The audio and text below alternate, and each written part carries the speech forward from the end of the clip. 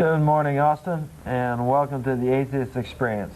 My name is Ray Blevins, my co-host Joe Zamecki, and this week's guest, David Kent. And I just want to welcome you to the show. This is July 29th. We are live. That's the telephone number. We'll be taking your phone calls here shortly. But I always like to start out with a few announcements here from the atheist community of Austin. Next week is another installment of our lecture series. Ed Sharf will be discussing the Freethinker Monument to be erected in Comfort, Texas. And that lecture is at Furs at North Cross Mall, but we're doing something new. We're going to have him on the show next week before the lecture. So folks there in Austin will get a chance to meet him and decide if you'd like to come out and view our lecture for yourself there. And there might be people out there that can't make it to the lecture, and this will be your chance to actually get to meet Ed. And we're talking about maybe taking a few phone calls at the end, but we're definitely going to spend a lot of time with that gentleman, and looking forward to meeting him and everything else. Do you have something? You look like you're going to say, okay. August 9th is our next board meeting, and it says location to be announced. We haven't decided where that's going to be yet. And just want to remind everybody that the organ donation cards were being sent out with the newsletter this month. We'd love for you to fill those out, and for everybody in the group to be organ donors. That's just one way for an atheist to have life after death. There we feel real strong about that. We like that. So I guess that's it for the announcements. I guess we'll go down to the news articles here, and we'll go with Joe here. Well, real quick, actually, I wanted to talk 1 minute about our blood drive we've been trying to have. We did set a date for that. I believe it was October 17. We're shooting for that around there. If you can get down and give some blood, it'd be a great idea. I do it about once every quarter, and that's what we're trying to do, is organize that and get some more atheists down there and give some blood. It's a good idea. Yes. Okay, a couple of things. There has been some letters to the editor in the Austin Chronicle that have been talking about Christianity because of Don Cool. We just wanted to spend a minute here and read a couple of letters that have come in. Also because of the full-page ad of the USA, all that's what started all this. But go ahead, sorry. You're exactly right. That's attacking homosexuality. And all across the nation there has been letters like these that have been pretty good letters. Don Cole, if you are not following the Austin Chronicle, wrote in a letter some weeks ago. I wish we had it. We don't have it, but it was a letter basically coming down on homosexuality and just about everything else that a lot of Christians come down on. But we do have some replies here, and I don't want to say any names here, but thought I'd throw my hat into the ring of general disgust directed towards Don Cool. Between crazies like him and the recent fire bombings of those 3 little Irish boys and an endless Catholic versus Protestant bloodbath, the indefensibility of Christianity makes itself woefully evident on almost a daily basis. I'd like to respond in particular to Curtis Rendon's interesting letter, which attempts to pawn off everything that is repugnant about Christianity onto Paul. And like many Christian apologists, Rendon selectively believes the parts of the Bible palatable to himself and ignores anything unpleasant. In fact, the doctrine of hell was espoused even by Jesus, who in John 3:36 warns that unbelievers face the fiery wrath of the Lord. Quote, "He who believes in the Son has eternal life. He who does not obey the Son shall not see life, but the wrath of God rests upon him." Unquote. One must wonder if Christianity's God truly, quote, "so loved the world," why he created a realm of eternal torment in the first place. Probably so he could kick back and pop a beer with the likes of Don Cool and watch the pillow biters fry. Face it, Christianity doesn't offer principles for living based on human happiness and love. It simply demands allegiance to its dogma backed up with the threat of agony and death for noncompliance, and they call gays immoral. Be very afraid. A well-written letter. Yeah. The gentleman did well there. One good example of that. Yes. We have a couple others. Well, here's one from the Austin American Statesman. And on science and religion, this was about a different letter that was written. Although touching on science and religion, we will probably be talking that a little bit more here, but I'll go ahead and read this. Rarely does one find self-evident confirmation of Hegel's dialectic Every thesis contains its own antithesis with the same article. However, such is the case with the July 12th story on science and religion in the Austin American Statesman. Some scientists seek to prove God. This effort is greased by generous grants from the Templeton Foundation. $1 million here, another $1 million there, are rewarded to researchers showing a link between hard science and religion. All scientists are human, and most everyone has a price. Some scientists have appeared in public and blatantly affirmed that tobacco is not addictive. They are on the payrolls of tobacco companies. Now, Mr. Templeton is putting scientists on God's payroll. Quantum mechanics concludes that experimenters' subjectivity cannot be divorced from the results of their experiments. This new God of science will be That's good, isn't it? will put a reflection of the participating scientists on sentiments and Templeton's own predilections. The thesis of proving God will be destroyed by the antithesis of paying for such proof with generous amounts of cash. Did not someone far wiser than most of us say that the love of money is the root of all evil? Humankind would be much better served if the Templeton millions were used to widely disseminate what astronomy, quantum mechanics, chaos theory, and evolution in the human triune brain and the cosmic organization principle of the halon are already telling us about God's nature. But none of that would have confirmed our parochial, myopic, and sectarian understanding of God. It's kind of hard to figure out what he's saying there, but I think what it is that we shouldn't be spending so much money on finding God, but we should spend time on finding things that are real. Therefore, we will find God's nature. So who knows? Excellent. And, so we're going down to the book review? Yeah, sure. Okay, this week's book review, and which camera am I going on? This one here is, let's see. Zoom. There we Go to one. Yeah. There we go. Madalyn Murray O'Hare. The subtitle, Most Hated Woman in America. The Disappearance or Possible Murder. This is John Rappaport. I read that this week. It just came out. It's real new. I think it's only been out for a couple months. And not that long, I don't think. No, just a matter of weeks then, I guess. And just to give you some insight onto the author here, he also has, he lists 4 of the books that he titles here. The Secret Behind Secret Societies, Liberation of the Planet in the 21st Century, Lifting the Veil, David Icke, interviewed by John Rappaport. I don't know who that is. David Icke. Icke. I think that's how you pronounce it. I'm sorry. The Oklahoma City bombing, The Suppressed Truth, AIDS Incorporated, Scandal of the Century. He describes himself as an investigative reporter, but once you get in there and read the book and his investigative techniques, it's very suspect.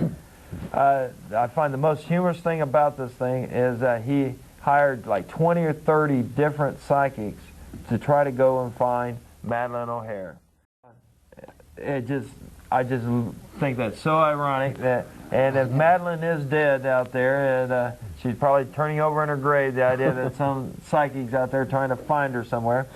So I think it goes a long way to prove how little psychics can actually do to go and find, helping police out or whatever else. There's a gentleman in there, that the one gentleman to contact, and I don't want to promote anyone over there, that actually guarantees his work. You don't have to pay unless he comes through with it. So I will applaud his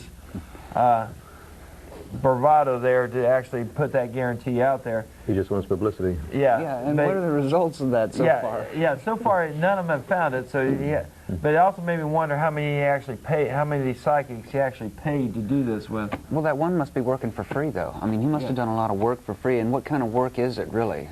Yeah. Well, no, the gentleman he's talking about actually has a class to teach you remote viewing. He's actually out there teaching corporations they can actually do remote viewing to spy on their competition.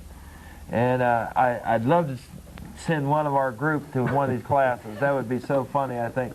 So we could do a remote viewing and maybe find God that way. Yeah. Well, has he, yeah, right. Has he found her? What's the result? Oh, I'm sorry. Yes. His final conclusion is that they actually faked their death. Not faked their death. They got their fake IDs, left, and she actually died shortly after that. And so the kids actually buried her using that fake name, and they have yet to find out what that fake name is, so they can go find the grave. But so she's legally buried using someone else's name there, and the kids are now using the fake ID, and they're out there living fine. And that Madalyn died a couple months after she disappeared, is what this gentleman's. That's this gentleman's conclusion. So we are quite lucky that David Kent here actually met Madalyn, and how many years? You knew her for several years, didn't you? From about, I worked from her since 1981. I corresponded with her first in about 1978. And so when did she actually open the office here in Austin, Texas? 87. 87. Well, that was the newest one. There was an office Road. here in Austin long before that. Yeah, on Hancock Drive. I should clarify. Oh, I'm sorry. Joe is a member of Atheist, American Atheist. David is a former member. Well, technically I'm a life member. Oh, I'm sorry. I thought you were not. But but Madalyn O'Hare is American Atheist. She has nothing to do with Atheist Community of Austin, but as being any atheist in America knows her name. So it, we hear her name all the time. We want to make sure what's going on with that. The only comment I would have about this book is that it was published by the Truth Seeker Corporation in California, and they were the ones who were engaged in that huge lawsuit with Madalyn O'Hare. They are any research or publication they put out about Madalyn O'Hare has got to be suspect. Automatically biased and slanted. Sure. Yeah, so I'm glad you brought that point up. Yes, so whenever you read anything like that, you must look and see where the source is coming from, so you can actually make your decisions on what the statements are being made. I just want to say I read it too, and it didn't take long. It was very gripping and enthralling for me. But I would say that anybody interested in the various conspiracy theories and the various information, the public information that's been put out in the newspapers, this is a good book to read if you want to know what those theories are. It touches on them lightly, does not go into a lot of detail, but it is comprehensive in giving you a whole lot of different conspiracy theories that have been put forth. Other than that, it's very poorly written, very poorly researched, and I think somebody who was on the inside would probably have done a much better job, but still a very gripping and an interesting book. I understand it's one of the very first books put out about the disappearance since then, and published by a free thought organization or press, supposedly free thought. But all in all, I'd say you could tell that it was slapped together, and I don't think he did a very good job, and he surely didn't do a thorough investigation. Well, I know for a fact several people who were former employees of the Atheist Center were approached by John Rappaport. I talked to him and explained to him how I didn't want to cooperate with his book. It was just going to be used as ammunition against atheists in America, and even if he was objective in his treatment, and he understood that, he mentioned that in his preface, but he didn't contact some of the main, the most informed people about Madalyn O'Hare. Sure. I just want to remind everybody, this is July 29th. We are live, and we have a caller on the air. So let's caller on the line. It isn't the 29th, though, is it? It is, isn't it? Isn't it July 29th? I think it's like the 26th, right? What is today? 26th? I'm sorry, folks. I'm looking at my calendar right here. Right, so that's next week or something, or in 3 days. Whatever. Well, anyway, I'm really sorry, folks. July is July 26th. We are live July 26th, Sunday morning. And let's go on the air with Mary. Hello, good morning. Good morning, Mary. I wanted to talk about Mrs. O'Hare. Sure. What I wanted to say is I met her a couple of times, and I had some pretty good conversations with her. And I think I've said this on the show before, but I want to say it again because I find it to be true. She was one of the nicest, most intelligent people I have ever met.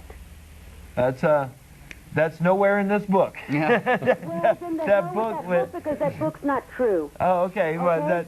And I wanted to throw in a remark about. I think it was Mr. Kent that had that book, Why I'm Not a Christian. Yeah. Was that you who had it? Oh, that was Don Rhodes, but I know the book. Okay, yeah. Well, Lord Bertrand Russell, the guy who wrote that book, right. He said, I am not a Christian because it is not true.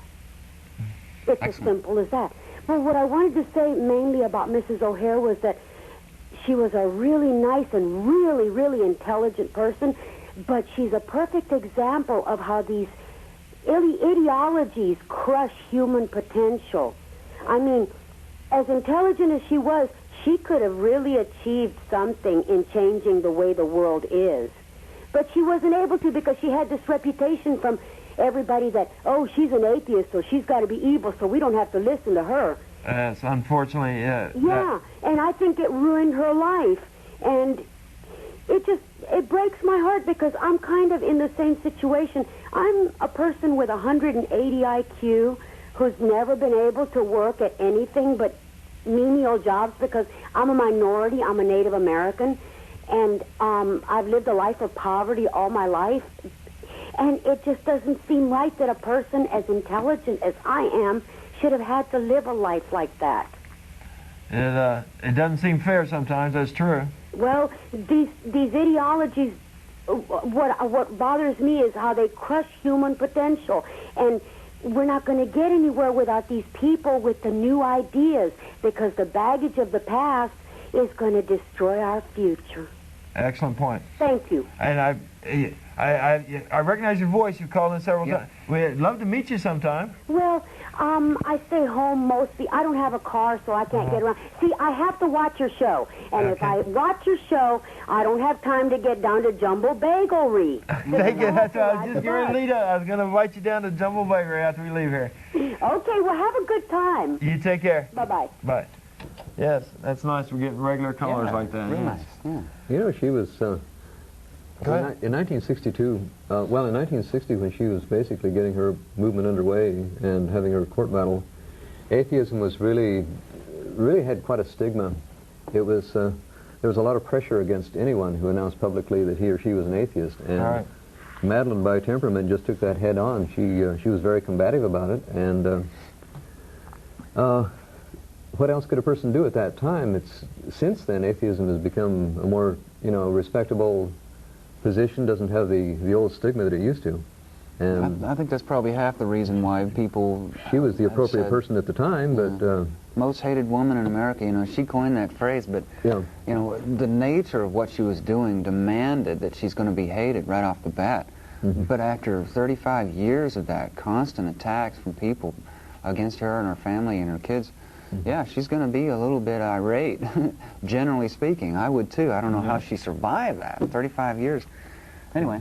But like I said, I thought it made a really good comment about what the psychic abilities are out there, because this guy went to some of the ones with the best reputations out there, and they couldn't find... the one excuse that they never used in there, and I would love to hear him say that, is... they were looking for Madalyn's soul, and she has no soul, so they couldn't find her. Yeah. But they didn't use that as an excuse. I thought that would have been the perfect excuse for the psychics to use. And using psychics to sell atheists on an idea. Yeah. What was he thinking? Yeah. Yeah. It would have been, well, who knows? He might, if the psychic had found her, that person would have been a millionaire, I'm sure, right? If the psychic had found her, man, that sentence right there is so depressing. I mean, he would have his own, or her, whoever it was, would have their own info commercial out there with a 900 number. Yeah, I'm the psychic that found Madalyn. Yes, I can see the commercial now. That would help his career, yeah. Yes. Well, like I say, now we do have the date straight. It is July 26th. I do see some callers there. We love hearing from Austin. We'd love to hear your theories on where you think Madalyn is. If she's out there having cocktails with Jimmy Hoffa somewhere, or in the Bahamas there, right. Or if there's the funniest one is that she turned religious at the end there and couldn't bear to. But yeah, okay. Let's go to a caller here. Alison? Yes, hello? Good morning. Hi, my question doesn't really have to do with Madalyn Murray O'Hare. That's fine. I just caught the tail end of your show several weeks ago, and then I found it this morning on the television. Mm-hmm. And I had a question for you. Sure. I was just wondering, were you raised, any of y'all, in a spiritual environment, or how did you get to the position where you are now? Or myself, I was baptized Methodist. Catholic. I don't know if you really call that a spiritual... Well, sure it is. It's a pretty generic term. Spirit, yes, religious. Catholic right here. Major Protestant religion? But and you? I was baptized a Mormon about 50 years ago. See, so we've been definitely exposed to the religious, and you know, a couple different religions growing up. I had friends that were Baptist, and one that was a Pentecostal. And my parents would let us go to church with the different churches of our friends, and so. What was your point? We got sidetracked. I'm sorry, Colin. Oh, that's fine. I was just wondering, did you have a certain influence in your life that made you rethink, your Christian beliefs or whatever, or that brought you to your atheist position, or how did you arrive there? I'll let David go first. I'm sorry, put him on the spot there. Put me on the spot, huh? Oh, let's see. I think I was probably pretty typical of most atheists. When I got to be, to the point where I was married and we had children, I decided that I had to do some real thinking about how I was going to bring my children up, and started to question my own beliefs. I think as people become adults, they begin to question the way they were brought up, and it wasn't one particular person or episode, but it was. You begin to draw conclusions from your experience, your own personal experience, and you kind of question what you've been told by your parents in light of what you know for yourself. And gradually, I was just working my way out of it. I did correspond with Madalyn O'Hare first time in about 1977-78 when she was on a radio broadcast, and up to that point, I was having severe doubts about whether the religion I was brought up had any substance to it, and she went a step further, and she was discussing the God idea, and it had never occurred to me that there wasn't such a thing as a God, or that people could actually live without believing there was a God. And so I did some really serious thinking about that, and sent for some of her publications, and she just, sort of a little quantum jump, she just took me a little step further, and it was thanks to Madalyn O'Hare that I became an atheist. Before that, I had given up on the Mormon Church, but I wasn't sure where I was. And Joe has a point here. Just the religious background and everything. Yeah, I was raised in Catholic schools, 2 Roman Catholic schools. Went to those for about 9 years, and I never had any guidance as far as an atheist. I never met an atheist during that time, and I just spent time in that school, going to the religious classes, and then going to church twice a week for 9 years, and. Science kicked in about 7th grade, physical science, and that really just blew it out of the water. I had my doubts to begin with, but again, I hadn't spoken to any atheists about this or read any atheist literature for years, or at least 2 years after I had become an atheist. I just didn't really know what it was. But the guidance that I needed wasn't there. That's one reason why I think we're doing this, because a lot of atheists feel like they're alone in the world. Well, I didn't know there was another atheist on the planet until later on, years later. But that's about it. There. Alison? Yes. Does that answer your question? Yes, it does. I have one more question. Sure. How do you view religion and religious practice? I mean, do you think that can be a positive thing for people, just that they find hope whether it believes it exists or not? Or, I mean, do you think it's like a destructive force that fools people? How do you view that? My own personal belief is the biggest majority is destructive. Just 99% of the world's conflicts right now that are going on right now all have a religious reason behind that. One religious view thinks they're better than that, so they're constantly killing and fighting over all, what it. So I think it is so destructive. So bigotry and the downgrading women and other people so much. There is 1 or 2 exceptions to every rule, and I can't think of any right off the top of my head, but that aren't fighting and evangelizing their own viewpoint. So, for the biggest part, I'd say destructive, wouldn't you? Yeah, well, at its worst, I think religion has caused wars, needless wars, and genocide for thousands of years. But at its weakest, it's least harmful. It's intellectual submission, intellectual subjugation. If it helps you get along in the world, that's great. But I never thought of it as a useful tool, because the first and foremost thing you have to do is give up control of your mind. And I just don't ever think that's a positive or helpful thing. I appreciate your call, Alison. Yes, thanks a lot. Yeah, and Bye-bye. call again. Thanks a lot. Bye-bye. Bye. Like I said, we're here every Sunday, 9 a.m., 10 a.m., Channel 16. We're live. And let's go on down to Arlo. Hey, cool. Morning. How's it going? Oh, hey, our sound guy. Washington, there he is. D.C. Sorry I couldn't make it today. Yeah, well, I'm glad you called in. Made it. I had a quote here from H.L. Mencken. I don't remember from Inherit the Wind. H.L. Hornbeck played him, but great movie. This sort of fit when explaining how people become atheists is certainly to learn to doubt. And I have a quote here is, for men become civilized not in proportion to their willingness to believe, but in their proportion to their readiness to doubt. The readiness to doubt? Yes. I like that. Yeah, it all starts with just being able to question, be a little skeptical. Doubt is the beginning of reason. No, wisdom. That's it. Yeah, Sorry. I think, faith is sort of an opposite to reason. I've always thought of it. But yeah, it's interesting being in Washington, D.C. I played a game called Find the Cross on Every Wall of the Capitol. And somewhere. And it's there somewhere, is what you say? Yeah. Is that where you're at? You're saying you visited Washington? Yeah. Well, Yeah. great. Well, we're having roving correspondence everywhere now. That's a. You're there now? Oh, no, I'm not there now. Oh. I just got back. Oh, okay. I thought we was having a foreign correspondent there. I did that. I called in the show from Washington, D.C., but that's a wild city, isn't it? Yeah. The last couple of days, yeah. It's interesting. I actually went to several kinds of churches. Christians there are different from Christians in Austin. I think they're much more tolerant to other people's ideas.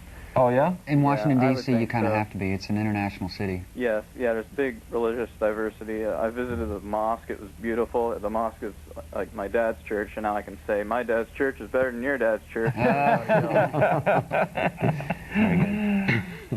But yeah, it's amazing. Christians down there seem to accept things like evolution. I was very surprised. I can actually have a scientific discussion as a Christian, unlike down here. I just think things are really different here. That is amazing, yes. Anyway, maybe I'll see you at the Bakery. Yeah, I hope you We do. need you back, man. Yeah, we need you down here. All right, talk to you later. You take care. All right. Let's go on down the line to Chris. Yes, sir. Good morning. Good morning. How are you? I had a comment for the man on the left. What was his name? David? Your left, or I guess you're That'd be right. me. Yes, sir. Back when you were saying about physical science, I guess this kind of adds on to what the last caller said, but I myself, I've been raised, in private school and what have you, and I guess I'm a follower of Christianity, but I too believe in evolution, so I guess I could say have you ever considered theistic evolution as far as a higher being actually kicking it into motion, so to speak, or beginning the universe? I mean, whether we came from primates or not, who knows, but evolution. So I guess I could say, have you ever considered theistic evolution as far as a higher being actually kicking it into motion, so to speak, or beginning the universe? I mean, whether we came from primates or not, who knows, but There are all kinds of... was it the physical, tangible world that convinced you that there was no other higher being, or... Just learning about the reality of our physical world and our universe as what we know, as we know it. Sure, it totally blew religion away. Religion got no more serious consideration from me as soon as I asked my physical science teacher if we had to prove God exists. And she said, no, because God is exempt. And that was discussing the experimental method, which is fundamental to science. If you have an idea, you want to try to show it's a fact, you need to try to go out and research it and experiment and find some proof to back that up. And religion never came close to that. Didn't even come onto the playing board. It never even made that cut, the first cut. Religion Correct. was right out. All of you gentlemen seem like you have good morals and you're good people. And but is that a universal? Is that a fact? What kind of deductive reasoning do you come at that we should be nice to our fellow man, or what rules apply at all? And I want to be the best citizen of Austin and the United States that I can be, and for me to do that meant for me to help my fellow citizen out whenever I can, and with the idea that hopefully that they'll help me out when if I'm a good citizen, then I can expect them to help me. Well, yeah, I agree. That's a very valid point. And for the gentleman on your left, he said as he grew up and had children and what have you, through his experiences. He said that, but what is that a question or a comment? Well, I mean, is that how he came? I mean, basically what y'all are saying is all these things that are tied in with organized religion, the bigotry, the Innocent III, the Spanish Inquisition, all these things, TV evangelists, their fraudulent ways, this, that, and the other. That's what people today think of when they hear Christianity. It's almost like Christianity is a bad thing, and now people are becoming involved with Eastern religions, and that's the cool thing today. So it's almost as if, Christianity has gotten this white Protestant male oppressive view to it, when in reality, on an individual basis, it could be, that you found God for yourself. Call it a Christian God, whichever one it may be. I mean, is your point in general that there is no higher, being an atheist, that there is no higher power other than man? Well, Christianity had its chance. It had complete political control a few centuries back, and it just blew it. What? What'd you say, Don? I'm sorry. Go ahead. Can we call that? Oh, the Dark Ages. Oh, yes. Yeah, Christianity has had every chance in the world to live up to any kind of ideals, and it just every time blew it. Ask American Indians, ask the slaves that came over. The structure seems to be wrong. The hierarchical, top-down, patriarchal system just did not work for society. Hawaiians used to have their own religion, and it wasn't Christianity until the Christians came along. It's like that in many other places in the world. Christianity just slashed and burned its way into dominance, and now what we have is the most of Western Hemisphere Christian. Well, it's no accident. Oh, for sure. These people you're quoting, the Hawaiians, the Indians, they themselves have religion. They themselves are not atheists, if what you're saying is correct. Yeah. Well, So, they did have religions. I mean, where do you make that break? Where do you, is it just because you don't? It's behavior. I mean, honestly, they went out with the musket and the sword and conquered wherever they could, and anybody who didn't want to assimilate, it's just like the Borg. The Borg. You assimilate, and there's resistance is futile, and that's basically what it was. And anyway. Well, any other comments? No, sir. I respect your views, and thank you for having me. Call again. You take care now.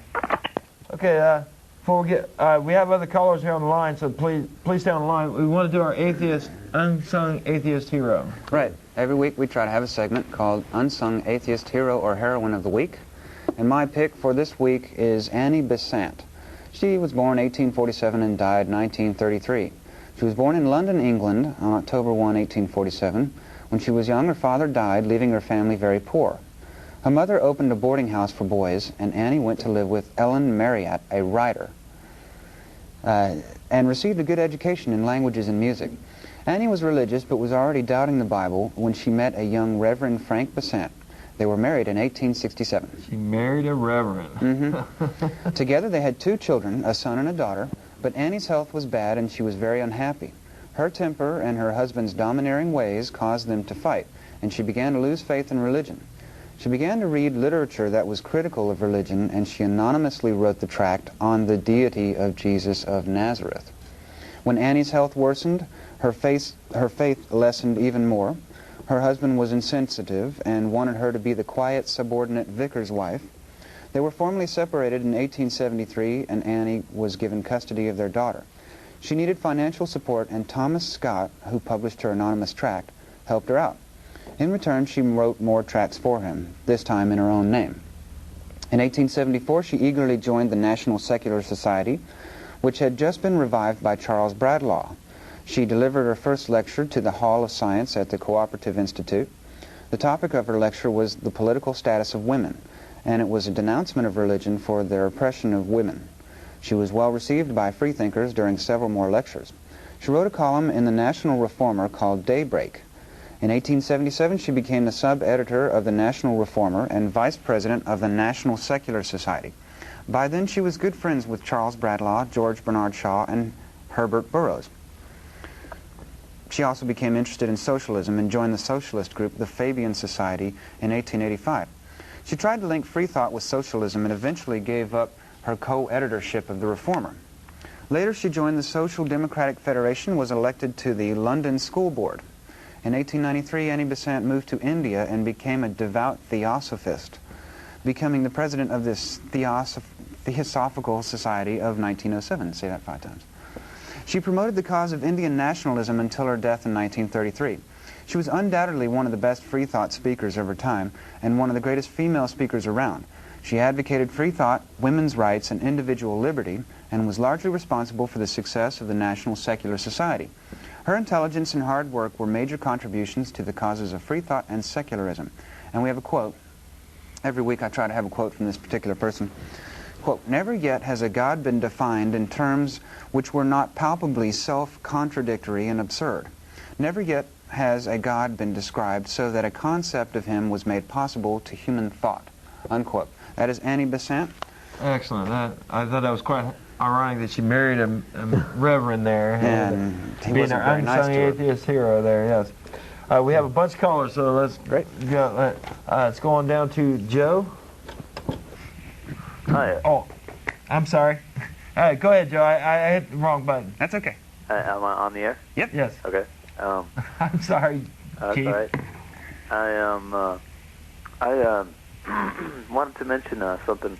An experience that I had with atheism was I took a mind-body class, philosophy class, Right. at UT, and one of the things that they addressed was the existence of God, and another thing was free will. I guess in the context of like physical laws, Right. and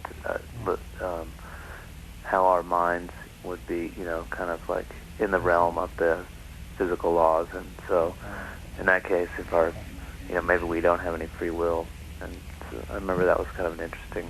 Well, there's religions out there that are saying that it's all predestined, and there is no such thing as free will. And I don't believe that, but there's religious people on the Access Channel that are actually getting on this Access Channel and telling you that it's all predestined. So do you believe that? I guess they made the distinction between it being predestined and like determinate, meaning that like all events are like on a determinate course, not like a predetermined course. Right. And I was just wondering, like, okay, what about the gentleman to the left and right of you? What do they think? Free will. Since we got David on camera, Okay. go ahead and make your point there. Well, predestination, the Calvinist idea of religiously elect persons, this is a philosophical point that I personally don't agree with. I know I mentioned that I was Mormon. They make the distinction in the Mormon Church between predestination and foreordination, which is a subtle difference, claiming that you can have free will as long as it's in compliance with the will of God. That's good. I think the purpose of developing predestination was to control society. I think it was a political argument as much as a philosophical one. I don't see any substance to it. Well, go ahead and call it quickly. We have a bunch of callers on the line, and we're running out of time here. Do you have any other point? One thing that I wanted to mention, I guess, in response to what you guys were talking about earlier. Sure. I guess just on a personal level, I never really being raised in a religious household and then kind of shifting towards atheism, the kind of indifference that I felt, and like knowing that there are a lot of religious people, the indifference that I felt in growing up never really led me to want to confront other people with atheism being right or true, just because I don't know. maybe what I went through when I was going through those changes. And I was just wondering, and I sometimes I think like the simple-minded nature of, kind of having everything laid out for you, kind of, in a way, you should be good, be kind to your neighbors, and having it kind of like just simplified for some people could maybe make a more efficient society. Like instead of like explaining to everybody all the physical laws and saying this is how the world works, but also be a good person. Maybe we need religion for some people. No, we don't need religion for that. We're doing fine without that. There was that. I hate to let you go, caller, but I got a bunch of others going. Oh, okay. You take care now. There was that famous statement of Gibbon in his Decline and Fall of the Roman Empire that religion was considered by the philosophers as false, by the people as true, and by the magistrates as useful. There you go. That's an excellent quote. Stewart. Sorry about that, Stewart, about the wait there. I got the wrong order on the phones here. Hey, that's all right. I was just curious, what type of experience would each one of you have to experience in order to change your mind completely and say, yes, there is a God, and a loving God, and yes, that's a good question. Turn a complete, 360 and go the other direction. That's a good question. It'd have to be 900 feet tall, spitting out lightning bolts and thunder. And in other words, it'd have to be something so incredibly huge, it would have to be undeniable. And of course, we can sit here and deny something that doesn't exist all day long without a problem. And if you're, can you turn your TV down when you call us? I think we're getting some feedback there. Yeah, sorry about that. Appreciate it. My own personal thing, I think he would have to manifest all the knowledge in the universe and everything else to me in such a way that I'd be able to comprehend it. If there's an entity or a person that can come down here and give me all the knowledge that's in the universe in such a comprehensible way, then that would have to be a God. That would convince me. How about you, David? Oh, I don't think it could be done with me. That's an honest answer. At one point, I believed in this kind of a being, and I don't know. I don't think a person with much experience in the world would buy that kind of thing. I think if something came down out of the sky and jumped down out of the cloud and said, "I'm it. I'm here." Well, first we need to define God in the first place. If it says, I'm God, well, what is God? Let's say we're talking about Jehovah, who comes down from a cloud and says, well, here I am, I'm Jehovah. I think I would question him, and I would ask for some kind of credential, and I'd have a few questions to ask that person before I would even begin to accept that was some ID. Some ID. Who issued it to you? Before I would believe that there was anything to it, because my whole life experience has been contrary to anything like that. Okay. Caller, Stewart, did you have a point? Well, I was just curious because, I am a Christian. I believe that anything is possible, and I felt like if, we could, you get committed on one point, whatever it took, I believe all things are possible through God, and I think, if I could just get that one thing for each one of you and pray that would happen and that would change your life, I think God is there. He wants a relationship with you, and he just feels like... We've invited him on the show several times. Okay. Well, can I reverse the question then? What would convince you to become an atheist? Nothing. There's nothing out there. Nothing out there.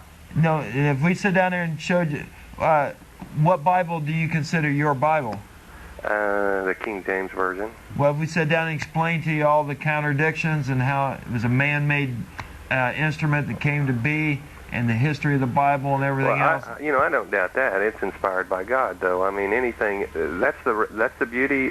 One of the beauties of God is that the path is narrow, and people with education. You guys are rich. I can tell. You all are very rich people because education is rich, and you guys have had a lot of education, and you're out there on the edge as far as a lot of things about a lot of areas. But I just want to caution you, too, that it's easier for a camel to pass through the eye of a needle being a rich man to get into the heaven of God. Man, so, that's so much of the Christian fundamentalists right out of heaven. Can I ask you how many other religions you've looked into? Just Christianity. I think you should look into some others. I'm not saying that it would change your mind, but it might have the effect of letting you put your Christianity in some perspective. Well, I appreciate your advice, but I appreciate your time, guys. I just wanted to know what it would take to convince you to change your direction. Call us back. All right, thank you. Thanks. Take care. And we get our usual pray for it. Somebody's out there praying for us every Right, week. that's good, and we thank you, yeah. Well, we have a website. Oh, yeah, go ahead. We'll give the website, and we'll get right back to the phone, sir. www.atheist-community.org. And our voicemail is 371-2911. So if you try to get a hold of us today and didn't get through, you can always call our voicemail. So we're going on down the line to Richard. Good morning, Richard. Morning. How are you gentlemen? Excellent. Just a point from the previous caller. What is your educational background? I'm a high school graduate and then self-taught afterwards. And Oh, I did that Catholic school thing up until high school and then promptly dropped out of high school. Went and got some college and some military. David's got some college. I'm the only one around who has graduated with honors from Brigham Young University. Oh, man. And law school. There you go. And your point, caller? Okay, just a couple of points regarding something you said earlier regarding religion. And I believe some lady called and asked if religion has any advantages or usefulness for humanity. Right. And you said that 99% of all wars were created due to religion. No, 99% of the conflicts going on today. Okay, even today, or even in history, okay, go ahead. You could say that religion was a cause. But and I used to think that way too. But if you really look at who did the actual killing or controlling, was the human ego, or actually man's ego, to control other people. And religion was just a excuse that can be used. And religion does, if you, and you all have had religious backgrounds when you were born, right? And religion does have some advantages as far as teaching values to children. I don't think so. Read the Bible. I don't think so. It's religion is something I would not want to expose my children to. And next month's lecture series there with you all keep referring back to the Bible. Bible is not the only religion in the world. Oh, no. I'll agree with that. And okay, and let's see. My other question was, I just wanted to find out what your point of view is on human cloning, human organ regeneration, as far as using them, to replace parts. I'm 100% for it. Great idea. And it's inevitable too. It's science bringing around, better life for all of us. And it's going to help people out. That's one thing I don't understand why religious people are so hung up on cloning. We know it's going to help people out. What about you, Richard? I believe that it does have its usefulness, but at the same time, I have qualms about man having that kind of power to use, and it can be to use or abuse. Exactly. And that's always been the case in man's history too. So, as long as it's not abused, which in some parts of the world is going to happen, and some parts of the world is not going to happen. And one last question: if you have any of you have had visited any other parts of the world? I unfortunately have never left the continental United States. I'd love to travel abroad, but how about you, David? Still saving enough to get your ticket? Yeah, still trying to save. Well, I spent 3 years in England. I've traveled around some. And you, Joe? A couple of weekends in Nuevo Laredo. That's about it for me. Well, okay. And then my last point is, if you have not visited any other part of the world, I think your point of views are limited by what you've experienced. And if you cannot experience going to other countries and seeing how other people are living, your points of views will change about religion. And it's man that's written the history saying that religion has caused, that we went to the Crusades. You know, we went to the Crusades to go and fight for religion. Actually, it was the kings wanting more gold and more power. And they just told the people we're out there trying to save souls, but we're going to get all this gold in the process. I'm going to respond to that. That isn't quite accurate. In many cases, the popes, you mentioned that religion should be off the hook as far as some of the wars.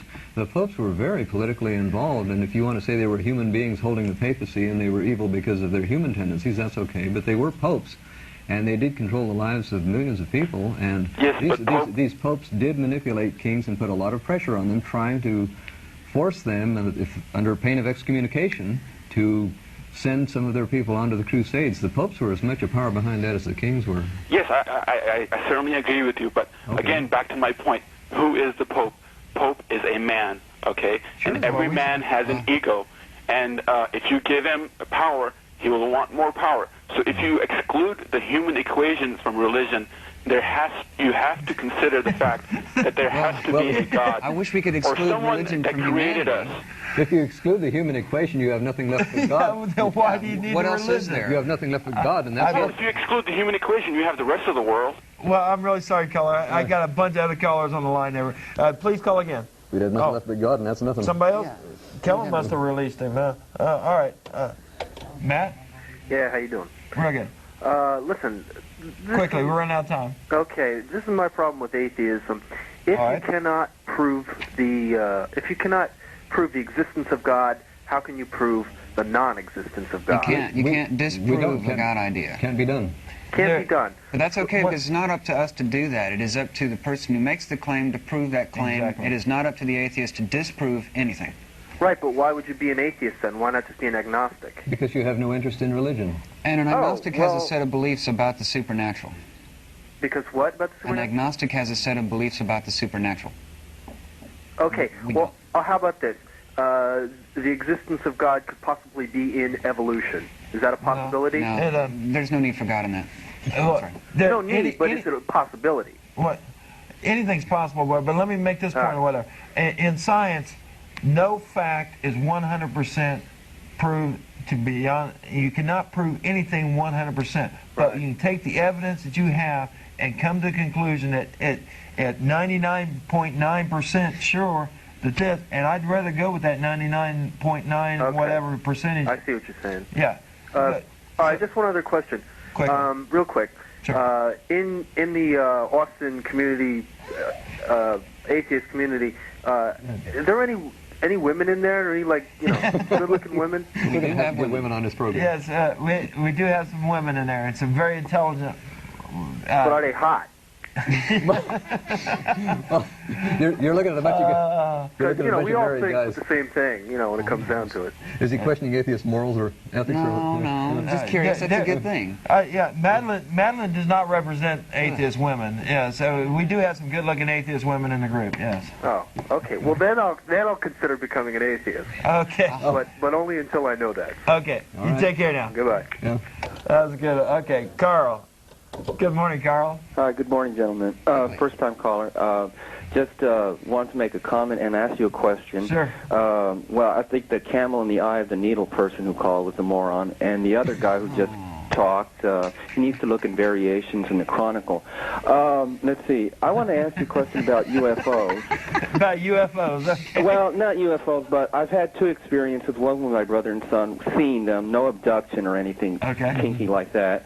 But it just, and I had another one by myself, just seeing these, whatever they are, in the air and how they move, and really puts the question of other existence out there, and where does religion and other beliefs stand up to this? I mean, have any of you had any experience seeing something that you question, and then the question is, where does that put religion if there are other millions, existence out there? We can't be the only ones. That's such an arrogant, frame of thinking. And what are your comments on that? Good. Thank you. I'll hang up and listen. Yeah, I think it's an arrogant. It's an arrogant viewpoint to say we're the only ones out there. There are probably more than we could count out there. But I think that's a separate question from whether or not there's any contact between any of these life forms on Earth. That would be a very difficult thing to accomplish. And I figured out something the other day. Yeah. We actually put radio signals out into outer space 50-odd years before ever launching a spacecraft. Now, it stands to reason that an alien intelligent life form would probably do the same, mainly because radio signals are so common in the universe and so simple to technology now. An alien would have put out radio signals all across the universe just the way we have, years and years, I guess, their life years, before ever putting out a spaceship. But in order to put one out far enough to the Earth, we were talking about a whole lot of extra time they would need for technology to kick in. And their lifespan surely can't be long enough that they could do that without the technology that we don't have yet, which is to travel such distances without dying for us through time. Anyway. And we're finding life now on this planet in places we never thought life would exist. Mm-hmm. So it just shows you how, how easy it is for life to start. And so I honestly believe there is life elsewhere in the universe. Whether or not they've contacted us, there is no physical proof whatsoever that they've ever made any contact with us whatsoever. There could be plenty of life also on the molecular level only. Bacteria could exist. How are they going to communicate with us? Let's go quickly now. Let's go on down to William. Hey, what's up? Okay, we're running out of time. All right. I'm glad I got a hold of y'all. Hey, first of all, I want y'all to think about, I'm sure you have thought about a little bit, what happens to you when you die and what hope is there and after y'all. Because I'm sure when you were kids, you remember how quickly life tends to pass you by and what real reason you're actually placed here on this earth for. And in my opinion, it's to love others before yourself at times, because this life is very quickly, and we do go by it very quickly. We become old very quickly, and we realize that sometimes it's the simple things. And our show's going to end quickly here. So anyways, let me just read this real quick to y'all, if y'all don't mind. It is out of the Bible. And it is 1 Corinthians 2. It says, "When I came to you, brothers, I did not come to you with eloquence or superior wisdom as I proclaimed to you the testimony about God. For I resolved to know nothing while I was with you except Jesus Christ and Him crucified. I came to you in weakness and fear and with much trembling. My message and my preaching were not with wise and persuasive words, but with a demonstration of the Spirit's power, so that your faith may not rest on men's wisdom, but on God's power. And the only way that I'm capable of loving anybody is through Jesus." And that's it. And I don't say this as religion, because it's a relationship. Y'all believe what you believe, and I accept that. The only way that you'd ever change the way you believed is by an experience with Jesus, or somebody that actually took the simple things out of life. You go to a grocery store. I'm a native Austinite, born and raised here. I'm sorry, I got to go, man. Very short. Exactly, because it affected you, and you know it, and that's why. No, I got 1 minute. I love you, bro. Take care, man. Take care. I'd like to respond to that. We got 1 minute. Call back next week. What is just quoted from Corinthians there is a direction to not to use your mind, but to use your emotions, and I don't think that's a sensible, mature comment at all. It's kind of an idiotic statement from the Bible. Well, no, I was going to do one last call. Quickly. Last caller, Greg. Hi. Hi. I was just wondering, in all seriousness, do y'all ever say, "Oh my God"? Oh, yes. Yeah. My God. How's that? Damn. Sure, but that's ingrained. And you treat it like "In God We Trust" on money? Yeah, it means just as much. The Supreme Court has ruled that "In God We Trust" is ceremonial and has no reference to a supreme being. And which is their problem, because they don't understand. Well, I'm sorry, caller. I got to go. Thank you. Thank you. Sorry, anybody else that's on the line there, that our voicemail, 371-2911, give us a call. We love you, Austin. We love each and every one of you, everyone out there in Austin. Please call us again.